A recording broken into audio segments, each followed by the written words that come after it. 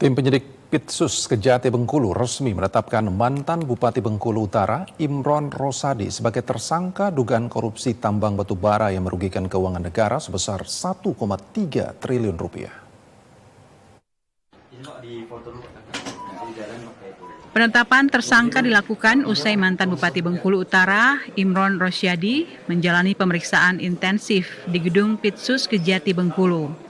Perkara ini berkaitan dengan penerbitan sejumlah keputusan Bupati pada tahun 2007 yang diduga melawan hukum dan menimbulkan kerugian keuangan negara serta kerusakan lingkungan dalam aktivitas pertambangan batu bara.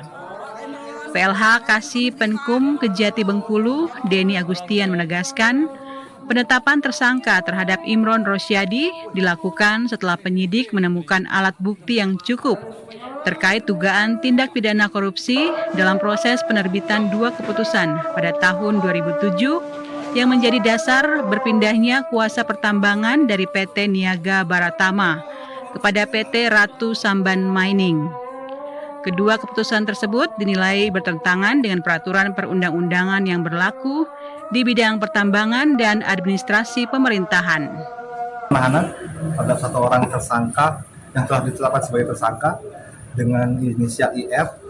Beliau merupakan saat ini bekerja sebagai akademisi dan juga mantan Bupati Kabupaten Bengkulu Utara periode 2005 sampai 2015. Penahanan terhadap IF tersebut dalam penyelidikan tindak pidana korupsi berupa sektor pentambangan yang merupakan pengembangan dari perkara sebelumnya dengan tersangka atas nama SA.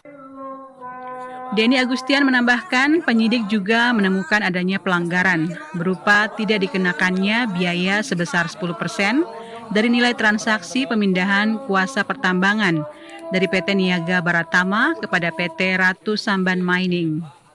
Selain itu, dalam proses penerbitan dua keputusan Bupati tersebut, mantan Bupati Bengkulu Utara, Imron Rosadi diduga menerima aliran dana suap sebesar 600 juta rupiah bersama tersangka sebelumnya, yakni Fadila Marik, mantan Kadis ESDM Bengkulu Utara. Agus Topo, TVRI Bengkulu melaporkan.